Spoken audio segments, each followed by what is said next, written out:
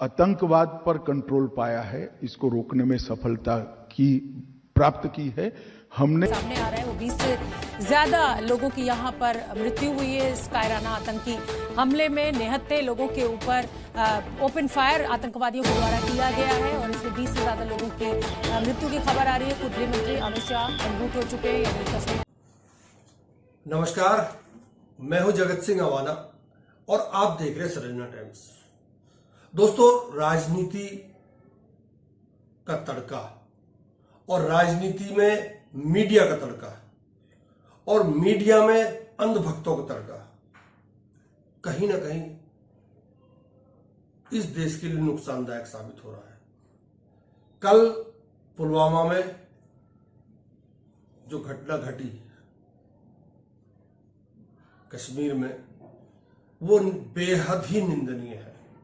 ऐसी घटना नहीं घटनी चाहिए, परंतु जो घटना के पीछे की राजनीति है, घटना हो जाती है और बड़ी घटना है, बेहद ही शर्मनाक और ऐसी घटना जिसकी किसी भी शब्द में कोई भी तुलना की नहीं जा सकती। बेहद ही निंदनीय घटना है।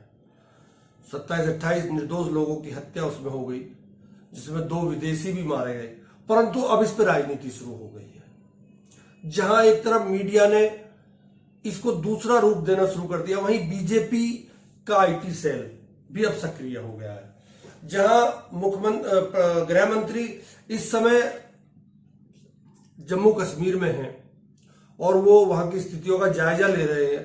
कल ही वो चले गए थे वहां पे आनन फानन में, परंतु बीजेपी का ही सेल, बीजेपी का ही आईटी सेल अब इसका वही राजनीतिकरण करने लग गया है।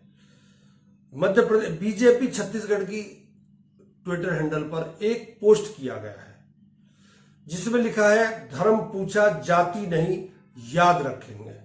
इसका मतलब क्या है? धर्म पूछा जाति नहीं, जाति क्या ये अखिलेश वाले नारे को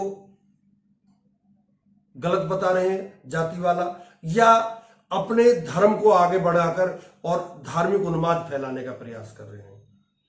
जैसा आपको पता होगा, पिछले दिनों जब पुलवामा में अटैक हुआ था जिसमें 43 हमारे जवानों की शहादत हुई थी, उस समय प्रधानमंत्री ने मांगा था कि आपका पहला वोट उन शहीदों के नाम मिल सकता है क्या? की मजबूरियों को बात जो जानकारी हमारे पास मिल रही है, सुरक्षा एजेंसियों का मानना है, खासतौर से होम मिनिस्ट्री की तरफ से और उच्च अधिकारी की तरफ से और इंटेलिजेंस एजेंसीज की तरफ से, कि सुरक्षा में चूक हुई है। ये मजाक नहीं है।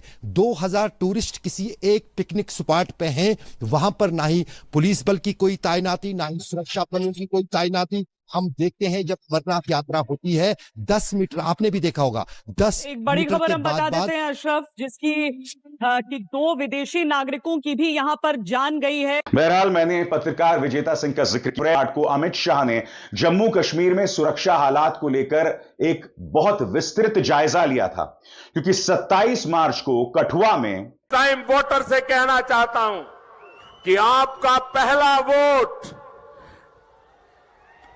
पुलवामा में जो वीर शहीद हुए, उन वीर शहीदों के नाम आपका वोट समर्पित हो सकता है क्या?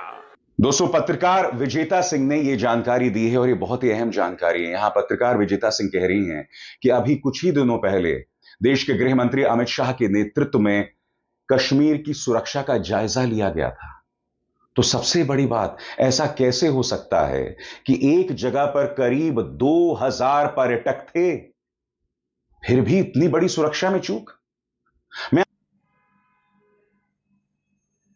इस तरह की बातें और इस तरह की घटनाएं बेहद ही निंदनीय है।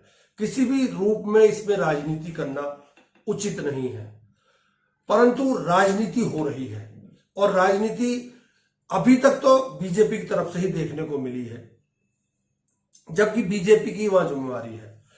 वहीं दूसरी तरफ एक चैनल है आर भारत, उसका जो मालिक है अर्णब गोस्वामी, वो अंग्रेजी में क्या बोल रहा है, एक बार सुनिए आप। talk straight. There was no need, in my view, for the Supreme Court to waste time getting into whether 370 abrogation was valid or not. It was a waste of time because, with the greatest of respect to the judges, they will not take responsibility for the security situation. These are matters in which the governments and armies must be given a free hand. They do not need to be discussed ad nauseum by petition after petition and argument after argument in court, where the government feels obliged to give some kind of a undertaking that there will be an election in Kashmir. Why? When we removed 370, did we say we will have an election in Kashmir? What has an election in Kashmir ever achieved? But to bring out a bunch of political turncoats back into the so-called political mainstream while innocent people are killed. Arnab Goswami बोल रहा है कि writ पे writ डाल दी गई, चुनाव होना चाहिए, ये होना चाहिए, ये होना चाहिए। इस आदमी से कोई ये पूछे कि लोकतंत्र है, यहां चुनाव तो होगा ही होगा, और चुनाव होगा तो सरकार भी बनेगी। अगर सरकार विपक्ष की बन जाए, बीजेपी की ना बने, तो तुम्हें क्यों मिर्ची लग जाती है? और आपको मैं बता देता हूं अर्णब गोस्वामी जी कि यहां पर केंद्र शासित राज्य है, ये वहां जो सत्ता है केंद्र शासित राज्य है, पूर्ण राज्य नहीं है जम्मू कश्मीर। उसमें जिम्मेवारी केंद्र की बनती है सुरक्षा की। आप कहां उल्टे बीजेपी को फंसाने में तुल गए अंधभक्ति में। उसी चैनल पर मेजर जीडी बख्शी ने जो सरकार की उतारी है कायदे से, उस जीडी बख्शी बोल रहे हैं कि पिछले 3 साल में कोई रिक्रूटमेंट नहीं हुआ। क्यों रोक के बैठे हुए हैं? जब सेना में सेनापति नहीं रहेंगे तो कैसे सुरक्षा होगी? एक बार सुनिए। Army, for 3 years there was no recruitment. Our forces were cut down by 1,80,000. Who did it? What about the threat assessment? You saved money. You saved money to get these people killed, damn you. I fought in Kishtwar. 3 years, Arnab. We had that area totally under control. Now that poor sector 9 sector RR, those boys are being asked to look after 2 sectors because somebody felt manpower is not needed. Damn you, it's needed if you want to fight in the mountains. In media वालों की चापलूसी देखिए। ये जम्मू कश्मीर का आज तक का पत्रकार है।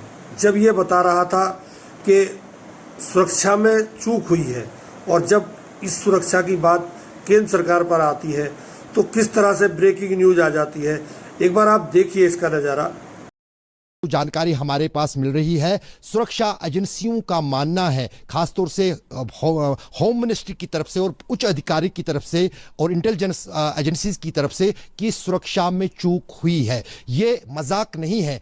2000 टूरिस्ट किसी एक पिकनिक स्पॉट पे हैं, वहां पर ना ही पुलिस बल की कोई तैनाती, ना ही सुरक्षा बलों की कोई तैनाती। हम देखते हैं जब अमरनाथ यात्रा होती है 10 मीटर, आपने भी देखा होगा, 10 एक बड़ी खबर हम बता देते हैं अशरफ, जिसकी कि 2 विदेशी नागरिकों की भी यहां पर जान गई है। बहरहाल मैंने पत्रकार विजय।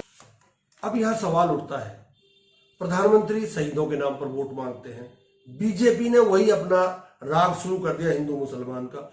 कल ही ये हुआ है। अभी तो उन जवानों जो बेचारे मरे हैं वहां पर, जो आतंकवादियों की गोलियों का निशाना बने हैं, उनकी अंतिम संस्कार तक नहीं हो पाया, और आपने राजनीति शुरू कर दी। इस तरह की गंदी हरकतें आप वहां कर रहे हैं। और एक तरफ गृह मंत्री जब उसमें बोलते थे कि 0 टॉलरेंस हो गया है, एक बार सुनिए गृह मंत्री ने क्या बोला था लोकसभा में। आतंकवाद पर कंट्रोल पाया है, इसको रोकने में सफलता की प्राप्त की है। हमने आतंकवाद की इकोसिस्टम को भी घाटी में से पूर्णतया समाप्त करने का काम नरेंद्र मोदी सरकार ने किया। क्या इन दावों पर इन्हें कटघरे में ना रखा जाए? नरेंद्र मोदी जी के आने के बाद आतंकवाद के खिलाफ 0 टॉलरेंस की नीति प्रधानमंत्री की है। हमारे आने के बाद भी हमले हुए, उरी पर हुआ, पुलवामा पर हुआ। पहले हमले होते थे, कुछ नहीं होता था, कोई कुछ नहीं बोलता था, जवाब नहीं दिए जाते थे और लोग भूल जाते थे। दिल्ली के अखबारों में कोने में कहीं छपता था 7 लोग शहीद हो गए, मारे गए, बम धमाका हुआ, मगर कोई संवेदना तक समाप्त हो जाए वहां अब आप महसूस करिए कि जब राजनीति वही दल करना शुरू कर दे जिसकी सत्ता है, तो विपक्षी तो अपने आप ही राजनीति करेंगे। ये इस बात को क्यों नहीं समझते कि इसका असर पूरे देश पर पड़ रहा है, पूरे समाज पर पड़ रहा है। समाज किस तरफ जा रहा है आप खुद सोचिए। जब देश का गृह मंत्री इस तरह से बोल रहा है कि जीरो हो गया है, आतंकवाद खत्म कर दिया है मोदी जी ने, तो फिर ये आतंकवादी कहां से आ गए? ये अब इस समय क्यों हुआ ये घटना?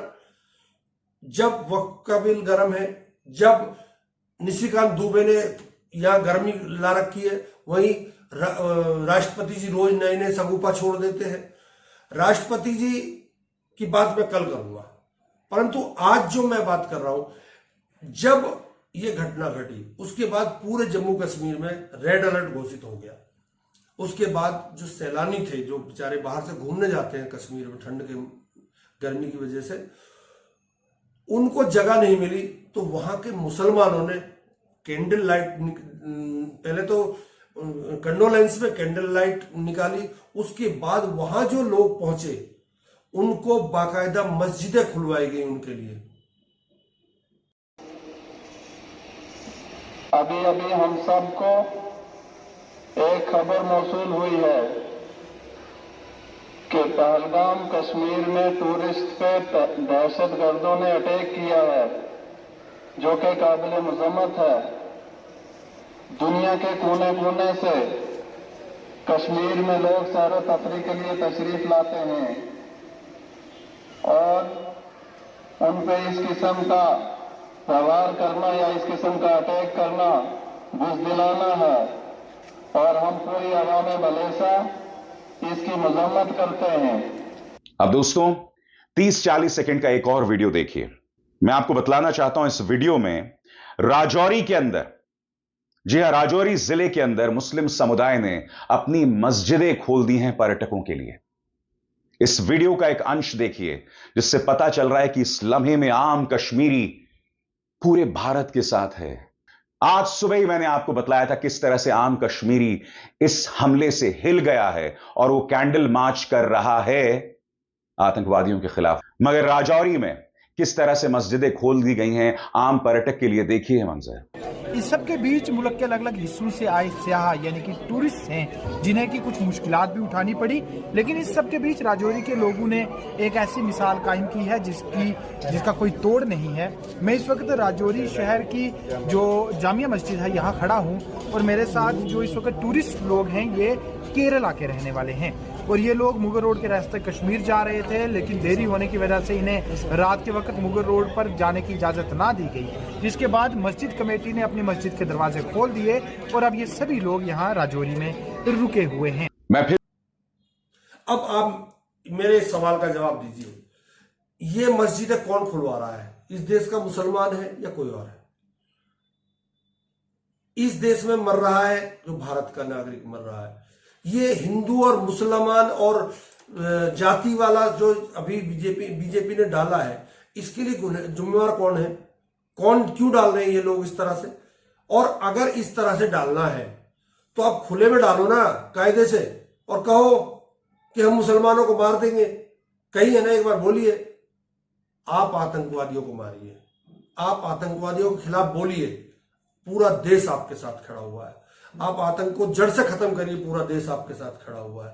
परंतु आप उन 28 लाशों पर राजनीति मत करिए, उन्हें जाति की बात मत करिए, उन्हें हिंदू मुसलमान में मत बांटिए,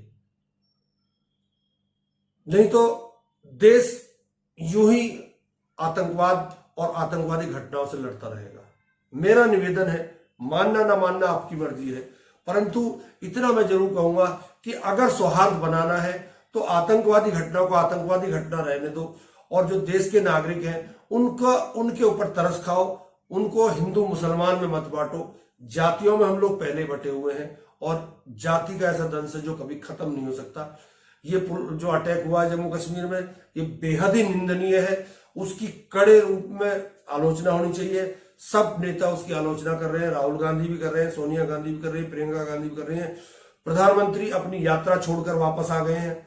मैं केवल ये कहना चाहता हूं अपने चैनल के माध्यम से कि ऐसे मौकों पर किसी भी पार्टी को, किसी भी दल को राजनीति नहीं करनी चाहिए, बल्कि उस भस्मासुर को भस्म करने का प्रयास करना चाहिए मिलजुल कर, जो हमारे देश को खोखला कर रहा है। परंतु राजनीति की शुरुआत जब बीजेपी ही कर देगी तो विपक्ष तो अपने आप ही करेगा। इसीलिए मैं बीजेपी वालों से भी एक बार गुजारिश करना चाहूंगा कि आप भी मान जाइए, कुछ समय बाद कर लीजिएगा। पुलवामा में आपने वोट मांगा था, आपको पूर्ण बहुमत मिला था, मैं मानता हूं आपकी मजबूरी, परंतु थोड़े दिन बाद कर लीजिए, अभी चुनाव नहीं है, बाद में कर लीजिएगा। समझ जाओ, देश है, सबका है, सबके लिए है, किसी एक के लिए नहीं है। देश रहेगा, सब लोग रहेंगे। देश नहीं रहेगा, देश टूट जाएगा तो कोई नहीं रहेगा। बहुत बहुत धन्यवाद, नमस्कार।